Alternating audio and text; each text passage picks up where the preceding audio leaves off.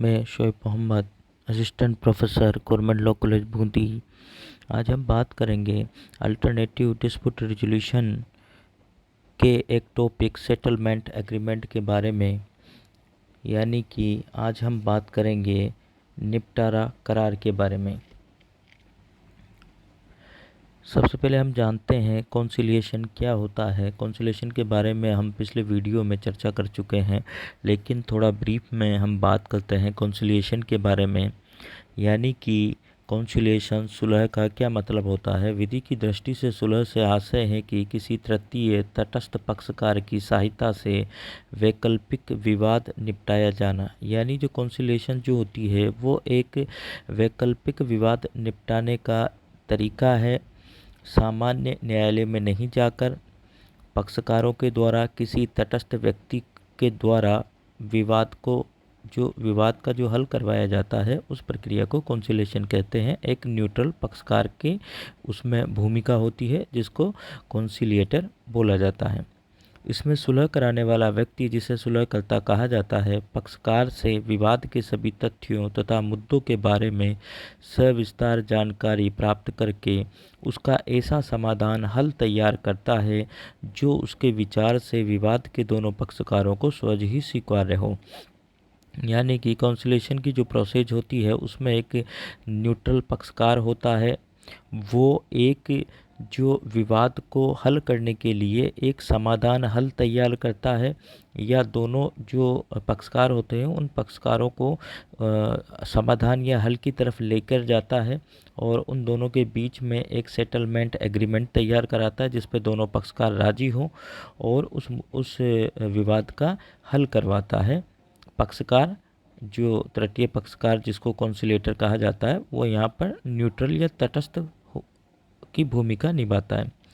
यानी कि जो वैकल्पिक विवाद निवारण जो है वो सुलह को माध्यस्थम और सुलह अधिनियम 1996 में समाविष्ट किया गया है। जो माध्यस्थम एवं सुलह अधिनियम 1996 है उसके भाग 3 के अंतर्गत सुलह के प्रावधान दिए गए हैं और इस प्रकार से सुलह को एक वैधानिक मान्यता प्रदान की गई है। यह न तो पक्षकारों के मध्य पूर्व करार पर आधारित होती है जैसा कि आर्बिट्रेशन में होता है, और न ही उनसे नियंत्रित ही होता है, जबकि माध्यस्थम का अस्तित्व एवं नियंत्रण पूर्णतः पक्षकारों के मध्य करार पर आधारित होता है। यानी जब माध्यस्थम जो होता है, आर्बिट्रेशन जो होता है, वहाँ पर दो पक्षकारों के पूर्व में करार होता है कि हम दोनों के बीच में जब कोई विवाद होगा तो उसका सुलझारा या उसका निपटान हम जो न्यायालय होते हैं वहाँ पे न जाकर माध्यस्थम के माध्यम से करेंगे। इसके अलावा पक्षकारों का विवाद न्यायालय या माध्यस्थम में लंबित होने पर भी, यदि जो पक्षकार है उनका जो विवाद है वो न्यायालय में लंबित है या माध्यस्थम आर्बिट्रेशन में लंबित होने पर भी वे सुलह का मार्ग अपनाते हुए अपना विवाद का हल कर सकते हैं, जबकि माध्यस्थम में यह संभव नहीं है। माध्यस्थम के अंतर्गत ऐसा संभव नहीं है, लेकिन यहाँ पर मान लो कोई मामला माध्यस्थम में है या न्यायालय में है तब भी वहाँ पर सुलह की कार्रवाई स्टार्ट की जा सकती है। यानी कि माध्यस्थम एवं सुलह अधिनियम 1996 के अंतर्गत सुलह के जो प्रमुख लक्षण हैं वो कौन कौन से लक्षण होते हैं। यह प्रक्रिया विपक्षी नहीं है, यानी यहाँ पर दो पक्षकार नहीं होते हैं, इसमें वादी या प्रतिवादी नहीं होते जैसा कि विपक्षी न्याय प्रक्रिया में होता है। जैसा कि विपक्षी न्याय प्रक्रिया में पक्ष विपक्ष होते हैं, यहाँ पर ऐसा नहीं होता। यहाँ पर वादी प्रतिवादी नहीं होते सुलह की प्रक्रिया में। इसका स्वरूप ऐच्छिक है क्योंकि यह विवाद के उभय पक्षकारों पर निर्भर करता है कि वे सुलहकर्ता के सुलह प्रस्ताव को विचार करे या न करे। जो सुलहकर्ता जो सुलह प्रस्ताव बनाता है उसको मानना न मानना ऐच्छिक है, यानी पक्षकारों के जो उभय पक्षकार है उन पर निर्भर करता है। वो चाहे तो उसको माने, वो चाहे तो नहीं माने। सुलहकर्ता को सुलह प्रक्रिया स्वयं निर्धारित करने की छूट होती है, इसलिए यह व्यवस्था अपेक्षाकृत नम्र या लचीली होती है। यानी जो सुलह की जो प्रक्रिया होती है यह नॉन जुडिशल प्रोसेस होती है और यहाँ पर क्या प्रक्रिया होगी इसका निर्धारण करना सुलहकर्ता के द्वारा किया जाता है।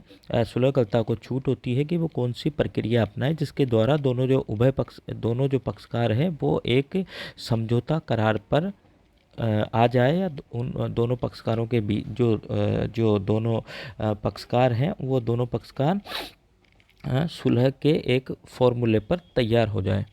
सुलह के अंतर्गत सर्वप्रथम पक्षकारों के बीच विवाद या मतभेद के कारणों को चिन्हित किया जाता है कि कौन कौन से इनके बीच में मतभेद है, कौन कौन से जो इनके बीच में है जो मतभेद या विवाद का जो कौन कौन से बिंदु हैं उनको चिन्हित किया जाता है। और तत्पश्चात सुलहकर्ता पक्षकारों के हितों का संरक्षण करते हुए, दोनों पक्षकारों के हितों का संरक्षण करते हुए, यहाँ पर जो सुलहकर्ता होता है वह न्यूट्रल रहता है, तटस्थ रहता है, तो वो दोनों पक्षकारों के हितों का संरक्षण करते हुए उस विवाद या मतभेद को हल करने का प्रयास करता है। यह प्रक्रिया बहुत कुछ अनौपचारिक तथा लचीली होने के कारण ये प्रक्रिया जो सुलह की प्रक्रिया होती है वह अनौपचारिक प्रोसेस होती है और अत्यंत लचीली होती है। यहाँ पर किसी भी प्रक्रिया का उपयोग किया जा सकता है दोनों पक्षकारों के बीच में समझौता करार करवाने के लिए।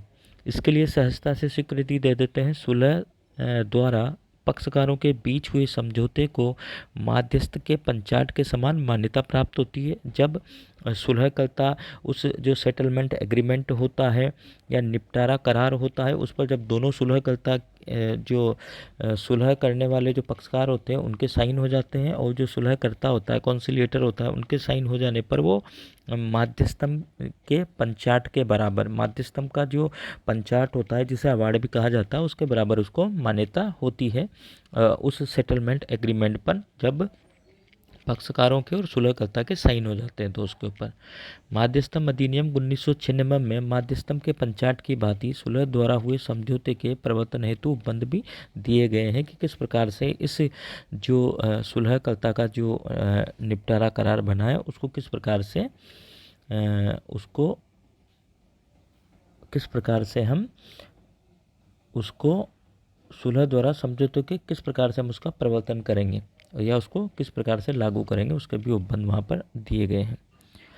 अब हम बात करते हैं सेटलमेंट एग्रीमेंट की। ये जो सेटलमेंट एग्रीमेंट है ये माध्यस्थम एवं सुलह अधिनियम 1996 की धारा जो 73 है, सेक्शन 73 है, उसमें दिया हुआ है सेटलमेंट एग्रीमेंट। यानी कि जो सेटलमेंट एग्रीमेंट होता है वो क्या बात करता है, धारा जो 73 है वो क्या कहती है। धारा 73 की उपधारा 1 जो है वो बोलती है कि when it appears to the conciliator that there exist element of a settlement which may be acceptable to the parties, he shall formulate the terms of a possible settlement and submit them to the parties for their observations. After receiving the observations of the parties, the conciliator may reformulate the terms of a possible settlement in the light of such observations.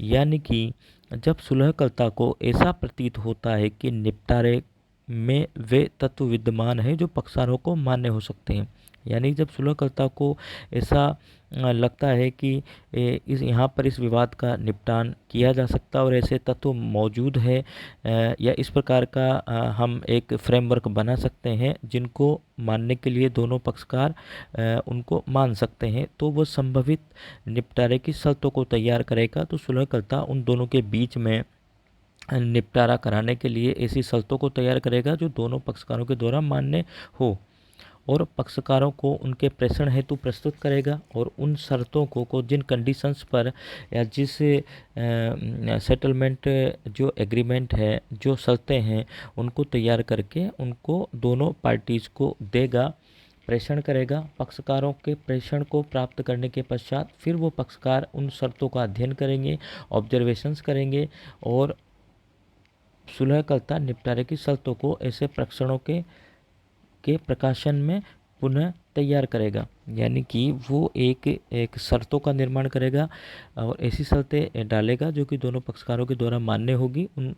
उसको वो जो एक formula बनाएगा सुलह का, उस सुलह के फॉर्मूले को जो दोनों पक्षकार हैं उनको देगा, वो उसको देखेंगे और उसके अंदर कोई कमी बेसी लगती है उनको या उसमें कुछ बदलाव चाहते हैं तो वो सुलहकर्ता से कहेंगे और उसको वापस सुलहकर्ता को देंगे और यदि उनको कोई कमी बेसी नज़र नहीं आती तो वो सुलहकर्ता को उसको दे देंगे और वो जो सुलहकर्ता होगा वो अगर निपटारे की शर्तों को ऐसे प्रेक्षणों के प्रकाश में पुनः तैयार करेगा। यदि कोई पक्षकार उसमें कुछ बदलाव चाहते हैं तो उसके हिसाब से उसको वो दोबारा भी तैयार करेगा वहाँ पर।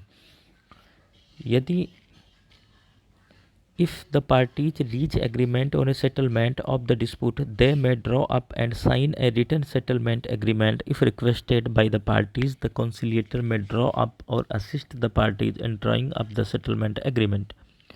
यानी कि यदि पक्षकारगण विवाद के निपटारे पर सहमत होते हैं तो वे लिखित निपटारा लेखबद्ध कर उस पर हस्ताक्षर कर सकते हैं। यदि जो पक्षकारगण होते हैं वो जो शर्तें बनाएंगे, जो फॉर्मूला बनाया है, जो सेटलमेंट एग्रीमेंट बनाया है, उस पर अगर सहमत हैं तो वे लिखित निपटारा लेखबद्ध कर, तो वहाँ पर उस निपटान की शर्तों को एक सही तरीके से लेखबद्ध किया जाएगा और उस पर हस्ताक्षर करेंगे। यदि पक्षकारों द्वारा निवेदन किया जाता है तो सुलहकर्ता निपटारा करार को लेखबद्ध कर सकता है। यदि तो जो निपटारा करार की जो शर्तें होंगी उनको जो लेखबद्ध पक्षकारों के द्वारा किया जाएगा, और यदि वो निवेदन करते हैं तो उन शर्तों का लेखबद्ध सुलहकर्ता के द्वारा किया जाएगा यदि दोनों पक्षकार सुलहकर्ता से निवेदन करते हैं तो, या लेखबद्ध करने में पक्षकारों की सहायता कर सकता है। और यहाँ पर जो सुलहकर्ता है वो जो सेटलमेंट एग्रीमेंट की जो कंडीशंस होंगी या जो फॉर्मूला होगा उसको बनाने में पक्षकारों की सहायता करेगा। When the parties sign the settlement agreement, it shall be final and binding on the parties and persons claiming under them respectively. जब पक्षकारगण निपटारा करार पर हस्ताक्षर कर देते हैं तो वह क्रमशः पक्षकारों तथा उसके अधीन दावा करने वाले व्यक्तियों पर बाध्यकारी और अंतिम होगा। यानी कि जब सेटलमेंट एग्रीमेंट पर सुलहकर्ता और दोनों पक्षकार साइन कर देते हैं तब वो पक्षकारों पर बाध्य होता है तथा पक्षकारों के अधीन, उनके जो अधीन यानी उनके जो उत्तराधिकारी होते हैं वो अगर दावा करने वाले हैं तो ऐसे दावा करने वाले व्यक्तियों पर भी ये बाध्यकारी होगा। यानी उसके जो उत्तराधिकारी हैं या उस व्यक्ति के पक्षकारों के जो दावा करने वाले प्रतिनिधि हैं या उत्तराधिकारी हैं उनके ऊपर भी वो बाध्यकारी होगा और वो भी फिर बाद में उनके ऊपर भी ये लागू होगा और ये फाइनल होगा, अंतिम होगा। The conciliator shall authenticate the settlement agreement and furnish a copy thereof to each of the parties. यानी कि सुलहकर्ता निपटारा करार को अधिप्रमाणित करेगा, यानी वो भी साइन करेगा उसके ऊपर और उसकी प्रतिलिपि पक्षकारों में से प्रत्येक को देगा। यानी कि सुलहकर्ता भी सुलह का जो सेटलमेंट एग्रीमेंट है उस पर साइन करेगा, उसको अधिप्रमाणित करेगा और उसकी एक एक प्रति जो दोनों पक्षकार हैं उन दोनों पक्षकारों को उसकी एक एक प्रति उपलब्ध करवाएगा। यानी कि हम अगर इसकी विस्तार पूर्वक बात करें तो जो धारा 73 है उसका क्या स्कोप होगा, क्षेत्र होगा, यानी यह धारा निपटारा करार तैयार करने की प्रक्रिया के संबंध में प्रावधान करती है। अब हम बात करते हैं निपटारा करार की। तो निपटारा करार क्या होता है, सेटलमेंट एग्रीमेंट क्या होता है, यदि हम इसको विस्तार से जानें तो मध्यस्थता एवं सुलह अधिनियम में निपटारा करार को कहीं भी परिभाषित नहीं किया गया है। यानी कि मध्यस्थता एवं सुलह अधिनियम जो है उसके अंतर्गत निपटारा करार की परिभाषा कहीं भी नहीं दी गई है। इस अधिनियम के सुलह संबंधी प्रावधानों के संदर्भ में निपटारा करार को इस प्रकार परिभाषित किया जा सकता है। यानी हम निपटारा करार को इस रूप में समझ सकते हैं कि निपटारा करार क्या है। निपटारा करार से तात्पर्य ऐसे दस्तावेज से है। निपटारा करार एक ऐसा दस्तावेज होता है जिसमें पक्षकारों द्वारा सहमत निबंधनों के आधार पर विवाद का निपटारा अंतर्विष्ट हो। यानी उसमें ऐसा एक दस्तावेज है जिसमें पक्षकारों के द्वारा जो कंडीशंस पर वो राजी होते हैं विवाद को निपटाने के लिए, वो शर्तें उसमें लिखी होती हैं और जो पक्षकारों द्वारा हस्ताक्षरित होती हैं तथा सुलहकर्ता द्वारा अधिप्रमाणित यानी ऑथेंटिकेटेड की होती हैं। यानी कि निपटारा करार एक ऐसा दस्तावेज है जिस पर ऐसी शर्तें होती हैं या ऐसे निबंधनों के आधार पर उसको तैयार किया जाता है जिससे जो शर्तें या जो निबंधन हैं वो उन दोनों पार्टीज़ के द्वारा, पक्षकारों के द्वारा मान्य होते हैं, स्वीकार्य होते हैं उस विवाद को हल करने के लिए, उस विवाद का निपटारा करने के लिए, और वो पक्षकारों के द्वारा हस्ताक्षरित होती है तथा सुलहकर्ता द्वारा भी वो अधिप्रमाणित या ऑथेंटिकेटेड होती है। निपटारा करार एक ऐसा लिखित करार है, निपटारा करार एक लिखित करार होता है जिसमें उन निबंधनों को अभिकथित किया जाता है, यानी उन शर्तों को लिखा जाता है जिस पर पक्षकारगण विवाद के निपटारे पर सहमत होते हैं, जिस पर उन कंडीशंस पर दोनों जो पक्षकार होते हैं वो विवाद को हल करवाने के लिए उन शर्तों पर राजी होते हैं, उन कंडीशंस पर राजी होते हैं। इस प्रकार इस करार पर विवाद के पक्षकारों के हस्ताक्षर होते हैं। जो दोनों पक्षकार हैं उन शर्तों पर, उन लिखित शर्तों पर हस्ताक्षर करते हैं। निपटारा करार सुलहकर्ता के हस्ताक्षर द्वारा अधिप्रमाणित होता है, ऑथेंटिकेटेड होता है। सुलह कार्यवाही में विवाद का निपटारा उन्हीं निबंधनों पर हो सकता है जिस पर पक्षकार सहमत हो। यानी वहाँ पर जो विवाद का जो निपटारा होगा वो उन्हीं शर्तों पर होगा जिन शर्तों पर दोनों पक्षकार सहमत हैं। यदि किसी शर्त पर दोनों पक्षकार सहमत नहीं हैं तो उस शर्त को हटा लिया जाएगा। सुलहकर्ता विवाद के निपटारे के लिए अपने निबंधनों से पक्षकारों को बाध्य नहीं कर सकता। यानी सुलहकर्ता यहाँ पर ऐसा नहीं है कि अपनी तरफ से ही कुछ शर्तें डाल दो और दोनों पार्टी से बोले कि आप दोनों को इस पर राजी होना पड़ेगा।